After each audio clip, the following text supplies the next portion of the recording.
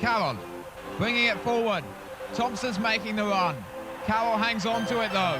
Still Davy Carroll. Could go all the way here. Oh, what a goal!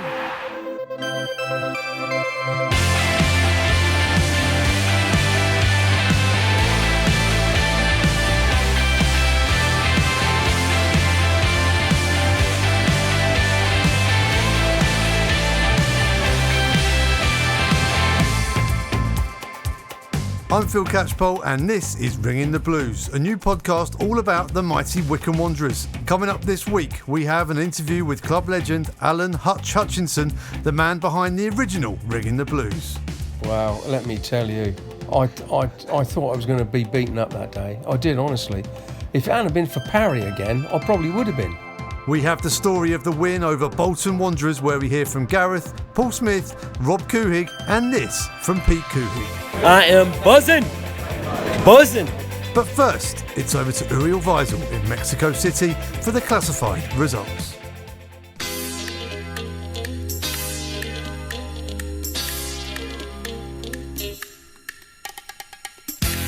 Hello my friends at Ringing the Blues. It is such a honor to read the results of League One. So here we go. AFC Wimbledon 1, Rotherham United 2, Blackpool 2, Bristol Rovers 0, Burton Albion 0, Ipswich Town 1. Bury vs MK Dons was postponed. Coventry City 1, Southend United 0. Doncaster Rovers 1, Gillingham 1, Lincoln City 2, Accrington Stanley 0, Peterborough United 1, Fleetwood Town 3, Shrewsbury Town 1, Portsmouth 0, Sunderland 1, Oxford United 1, Tranmere Rovers 2, Rochdale 3, and finally Wycombe Wanderers 2, Bolton Wanderers 0. Those were the results of League One, week number 1. And over to Phil Catchpole and friends on Ringing the Blues, and greetings from Mexico.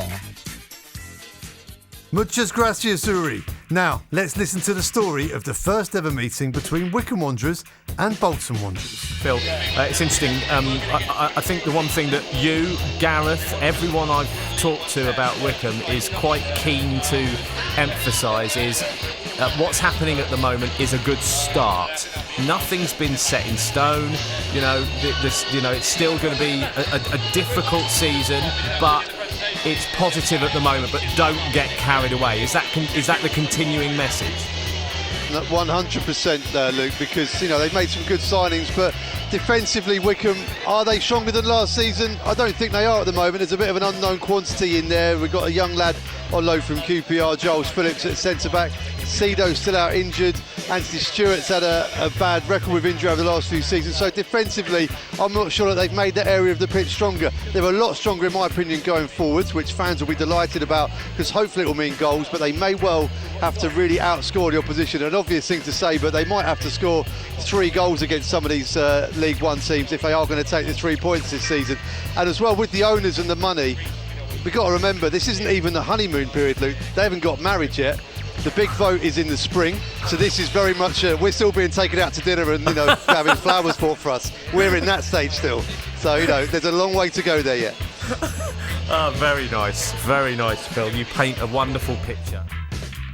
Stewart with a lovely Cruyff turn and then takes on his man for playing a pull down the left-hand side. Smith chasing after this one. He may get there, Smith. Goalkeeper's over his goal. Smith will shoot and Smith will score the opening goal of the campaign. The striker who's joined Wycombe Wanderers this season gets the opener. A Cruyff turn, then took on his man. Brilliant ball forwards. Smith nipped in. The goalkeeper had come too far out. 1-0 Wycombe Wanderers. Jacobson with the corner, looking for Akinfenwa, wins the header, and there is the second goal. Akinfenwa, and Fred's there as well, and I think Fred might have got the final touch. Fred Onyedinma's claiming it. Akinfenwa from the corner, nodded it cross goal, and I think Fred just applied the simple finishing touch. It's Wycombe Wanderers 2, Bolton Wanderers 0. think the message is if we can finish one place higher than last year, it's a fantastic, successful season. If we can finish any more, then brilliant. All I want to be is a League One club again the year after, because I think there's some great potential here, and like I say, it's not going to happen overnight.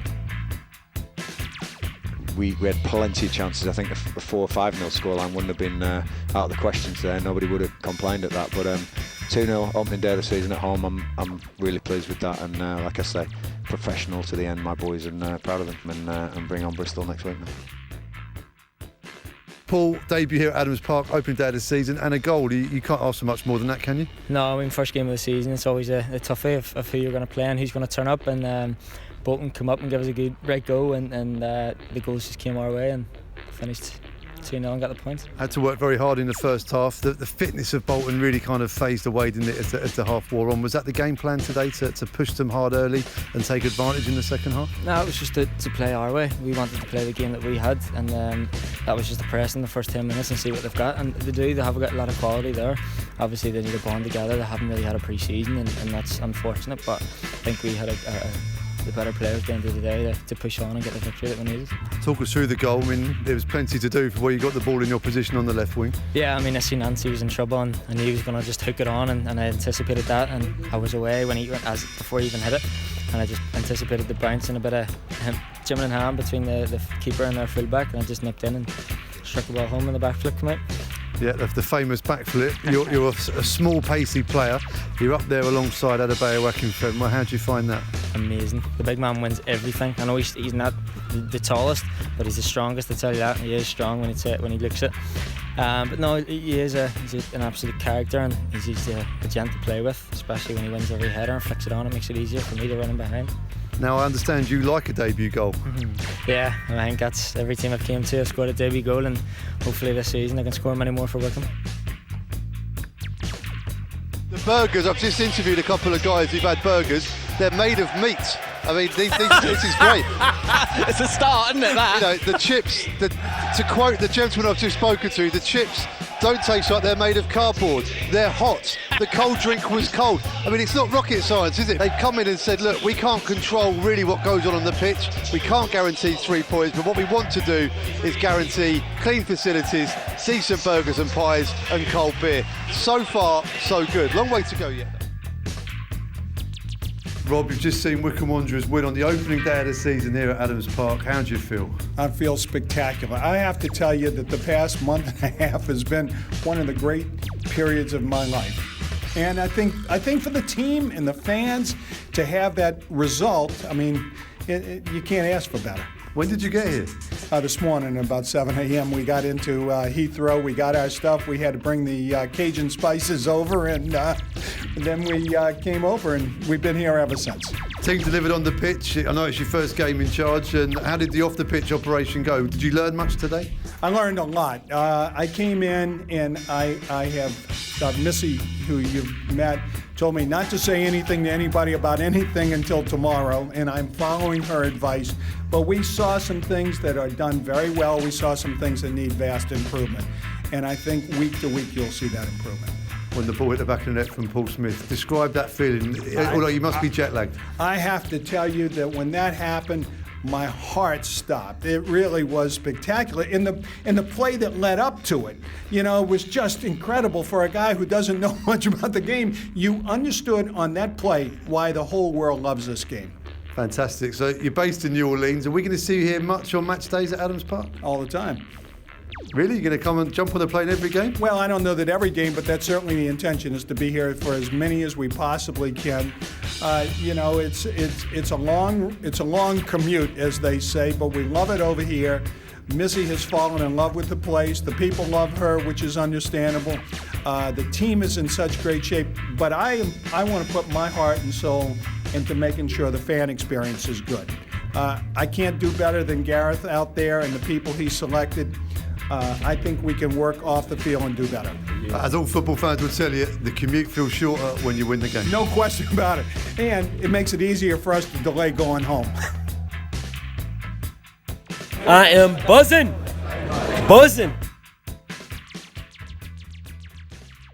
A huge shout out to the Trotters fans whose support was immense before, during and after the game on Saturday. We wish you all the very best for this season and hope things get sorted out very, very soon. Now, fans of a certain age may well get a bit misty-eyed when they hear the voice of our next guest. What Alan Hutchinson doesn't know about the club really isn't worth knowing, and I had the privilege of spending the afternoon with Hutch, the man behind the legendary Ringing the Blues phone service from the 1990s. I started off by asking him to explain his role at the club during that time for the benefit of our younger listeners. Well, at that particular time, I'd been the secretary for a while, but at that particular time, I'd taken over the press office. So I was the press officer then, and it was something that was brand new. The club had never ever had a press officer before, ever.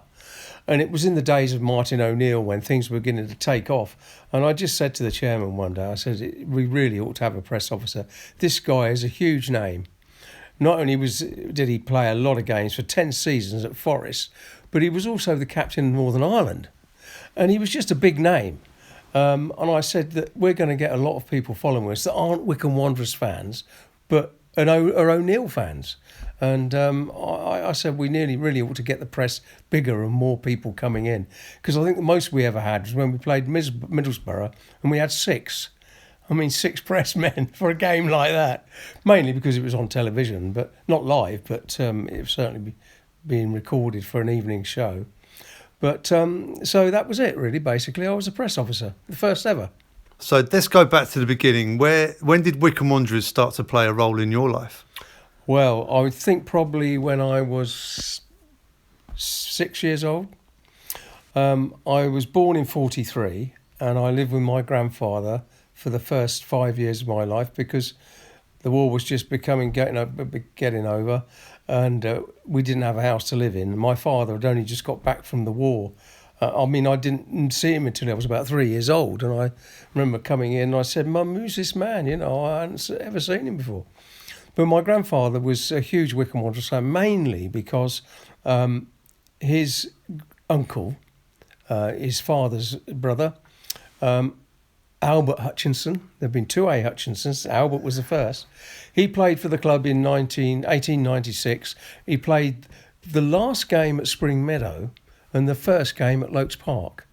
So that's an amazing connection because I was the last secretary at Lokes Park and the first one at Adams Park. So there's a lovely little connection there in the history of our family. But my grandfather was a master carver for Nichols and James, a very clever man. As you can see some of the work here in this room that he did. And the company secretary was Reg Boreham. And Reg was a huge name. He was a big name from the 1920s, played for Arsenal when they were bottom of the league with Manchester United in 1920-21. And he went to Arsenal. He didn't want to be a professional, but he scored enough goals to keep him up and relegated Manchester United. So again, it's a cracking story. So I got to know all the players from the 20s, 30s, 40s.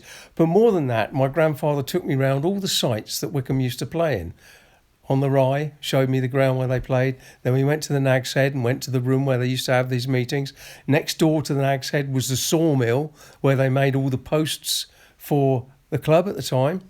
And then I remember he took me up to the top of the hill over the railway station where there was Urkalani one side of the railway and Goms the other. And behind the Urkalani factory was Spring Meadow where they played before they went to Lokes Park.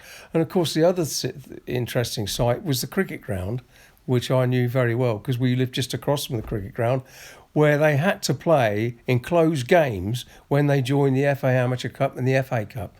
So the cricket ground said, well, look, we don't do anything in the winter. You can play on our ground. And we move the pitch over so it's not on the actual cricket surface, but you can play on that. So they played all their enclosed games at the cricket ground. And of course, that all changed when they went to Lokes Park. So I had all this history behind me when I went to see my first game with him in 1951.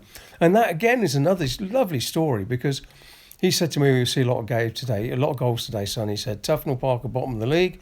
He said, we'll murder them. And I thought, this would be great. Well, it finished 0-0. And on the way home, because we walked over the Rye, and he swiped off all the daisies with his walking stick as we walked home. He was so furious. Let's talk about Martin O'Neill then. You became the first ever press officer at the club because of O'Neill, and Wycombe got to the Football League. What was it like to work with the great man? Absolutely incredible. The first 6 weeks, we didn't get on at all. We really didn't. And I thought, well, he wants to take over everything, run everything, you know. He thought the same about me. Mainly because I'd been there such a long time and knew the history. I knew so much about it. He got the ump, really. Anyway, his gorgeous wife, beautiful lady, took me... I got on very well with her. She's a lovely, lovely lady. Got on and took me aside one day and she said, Hutch, you've got to remember, he's had everything done for him. And he wants to run everything. And he tells me, so do you. He came home the other day and he said to me, I've met this fella. I don't think I'm going to get on with him. I can't. He told me all about you. And I said, that all sounds very familiar. And she gave me some advice on how to work, how to approach him. And once we clicked, oh my God, she was right. We were two alike. But once we clicked, my goodness me, it was fantastic. We got on very, very well. And it was a joy to work with the fella. And I keep in touch with him now. He comes to all our annual dinners, ex-players dinners. And he's just a terrific fella. That was a great team. I remember being a season ticket holder in that first 91-92 season. Phenomenal team. You must have seen some great teams throughout the years. Where does that team rank in the all-time history of Wycombe Wanderers? Yeah, the finest, really, the finest. And I was lucky enough to see the wonderful 50s team under Sid Can. Between 55 and 59, had a wonderful team. They were a good side. And even though the 60s didn't win very much, we had some very good players. Brian Lee, 4 Isthmian League titles. He won everything there was to win. The big sad thing about Brian was we reached the semi-final of the FA Amateur Cup against Hendon, who we'd beaten quite comfortably twice in the league, and yet we didn't win that game. And that was probably the biggest disappointment in Brian's reign. We should have been at Wembley in the final. We didn't get there, which was such a pity. But nonetheless, some wonderful players in the 70s. But that Martin O'Neill side was just superb. He had such an eye for players, and he wasn't afraid to get rid of very good players if they didn't toe the line, and which terrified me at first. And I said, I've got to tell you this story, and I can't remember the guy's name, but he was a centre forward, and we'd played Cheltenham, and we got beaten at home on the Saturday before Christmas with the marvellous Kim Casey playing for Cheltenham, who just left Kidderminster. He scored a wonderful winning goal. We lost 3-2, something like that. Martin went loopy in the dressing room, and he said, look, this was a game we shouldn't have lost. You've lost today, you'll be in on Boxing Day. And they all went, oh. And he said, look, I'm coming in on Boxing Day, you'll be here on Boxing Day. One player put his hand up and he said, I'm not coming in, Gaffer. You're not coming in. Let me tell you, if you don't come in, you'll be gone. I thought, you can't do that. So anyway, we used to go into the boardroom after the games, and we'd have a drink together, and my Kathy had come in, and sometimes Martin's wife would be there. And it was just terrific. And I said to him, look, Martin, you can't get rid of him.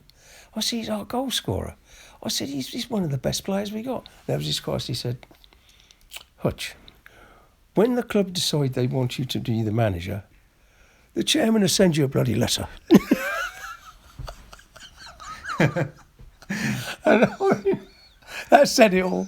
He was so good at things like that. What that decision did to the dressing room was unbelievable. Unbelievable. So in the future, whenever he said anything, no one ever questioned it. So Martin O'Neill, a new dawn for Wycombe Wanderers, great success. The podcast that you're on is called Ringing the Blues, pretty much in your honour, really, Hutch, because I put up the working title Ringing the Blues, and I've been inundated with stories about you on the end of a phone, people accessing this information. The stories we've had have been phenomenal. So we're going to have to talk a little bit about Ringing the Blues. How did that all start? Well, it was incredible the way it started. It wasn't my idea. I got it all running. I did everything to organise it, but it was Alan Parry who gave me the idea. He came into the office. I was the secretary at the time. Or no, I might have been the press officer, actually. Yeah, I was, yeah. He said, you never guess what Liverpool's doing. He said, they're the only club in the country to do it. He said, they've launched a news line which people can ring into. I said, really? He said, oh, yeah. He said, they hear the manager, they hear players, they get all the latest information. He said, apparently, people are loving it. I said, cool, that sounds good. I said, have you got a number? Yeah, so he gives me this number. I can ring this guy in Liverpool, you know. So I rang him and I said, look, we're only a small club by comparison, but this is something I think we could do because our manager is a big name when he was a player. And I said, he seems to be popular with people because he's a character. Okay, that's fine. We got it all set up. But what the hell were we going to call it? Oh, I came up with all these ideas. I had my eldest son, Jeff, with me over one evening and we were going through it. And he was only a young lad then, but he's a bright boy. He was at Ball Grammar School and he's a very sharp kid, you know. So he said, I think we ought to try and catch it by the phone line. So something the blues. So he said, how about ringing the blues? So I said, fantastic. I said, that's what we'll call it. And that's why we called it Ringing the Blues. Some of the stories that we've been said, my favourite one is a guy who was at school in the area who went to see matron to pretend that he was sick and pretend to ring home when actually he was ringing you to get the latest from Adams Park. Well, it used to be incredible. I mean, my darling wife, Kathy, who I lost last March, she was wonderful. And she didn't like football. She was from Bournemouth and she wasn't a bit interested in football. But when she knew that I was a Wycombe Wanderers, she supported me to the hilt. And you would never believe where we updated this line from. I mean, we'd be out, because I had this business in Bournemouth called Crocs and Crystal. And I travelled all over the country to Stoke-on-Trent and all the places where you could buy top quality English items. We went to an event in Earl's Court where they was displaying on, and halfway through I said, oh, blimey, Kath.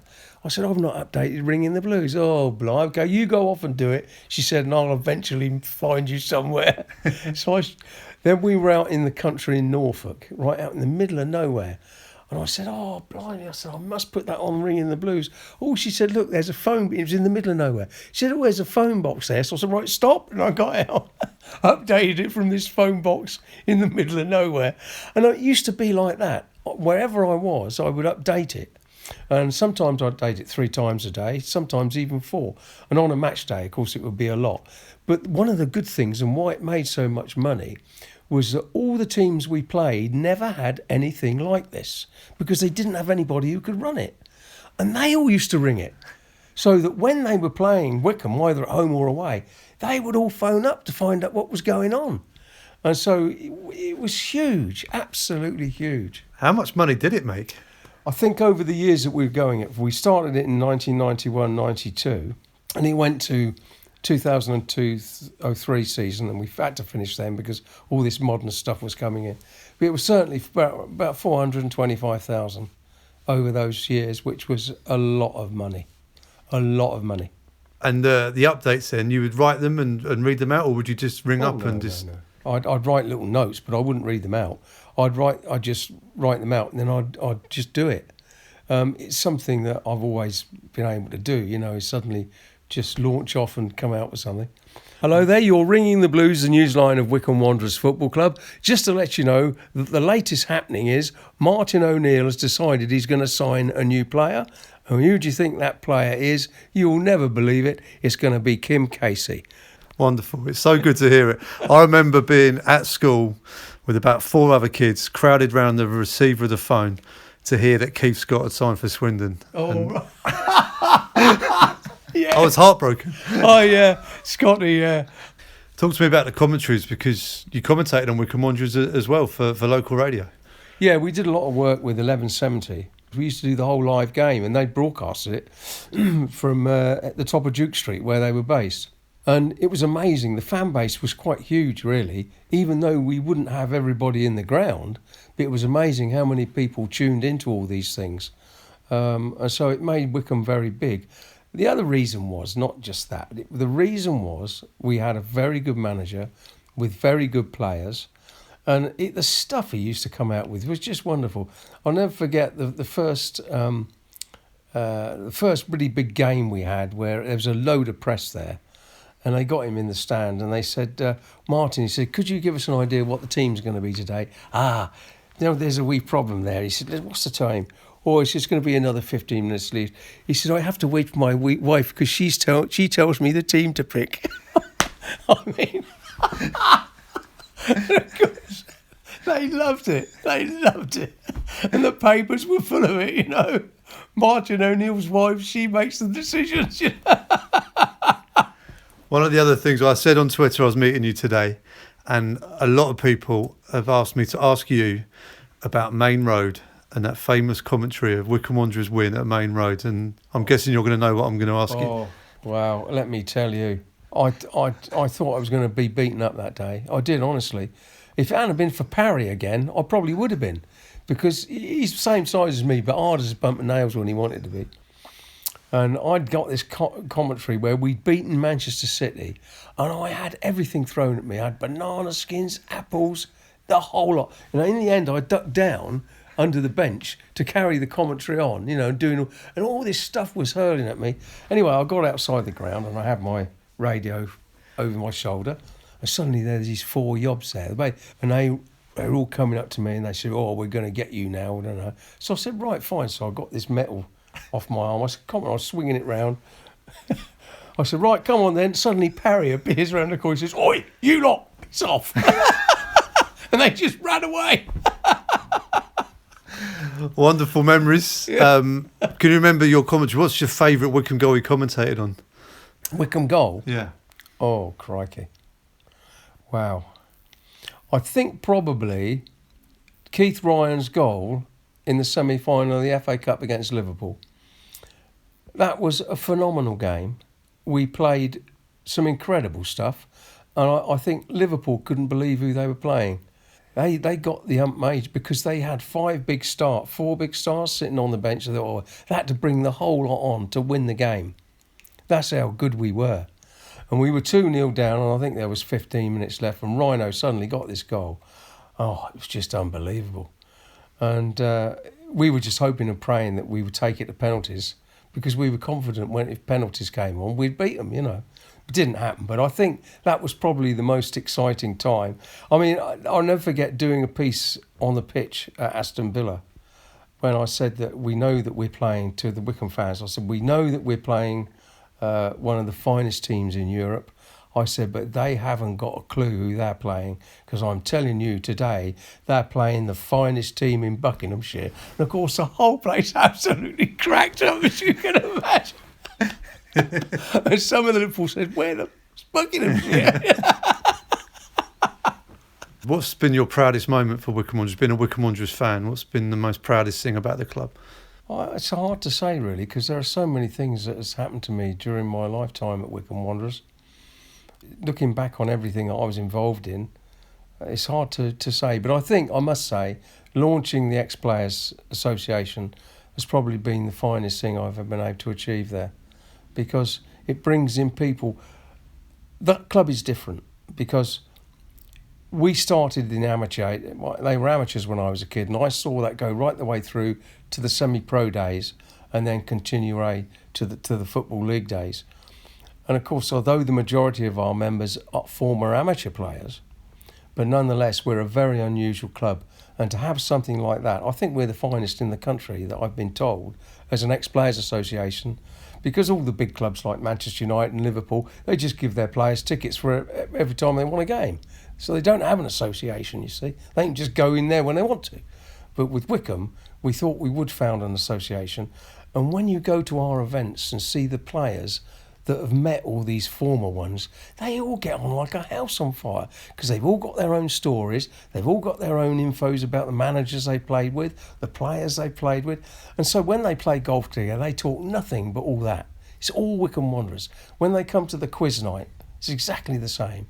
And that is the kind of atmosphere that you can only get from a club that has been extremely successful. When's been the time where, in your opinion, the club's been at its lowest ebb? I think probably this recent lot here. This is the worst I can ever really remember it. Yeah, there have been other times when things aren't going too right, and you're thinking, oh no, what's this going to happen now? But eventually you overcome it. But this has been very, very difficult. And the situation with the 2 Americans pulling out when they did, it was a question of, well, where are we going to go now? But luckily, the people that arrived, and we've met one of them, Peter Kuig, he came to our golf day at Winter Hill about 2 or 3 weeks ago. Played it on a Friday, and he came and played. And it was terrific. It was lovely to meet him. Thoroughly enjoyed his day. Had a really good time. And, of course, couldn't believe the people he was meeting. You played for Wycombe Wanderers in the 1960s? You know what I mean? It was that kind of thing. And so it was good to get him there and give him the background of what the club was really like and hear the stories about what it was like back then. And I think he just feels great and wants to really move ahead and do something for the club. So it could be good.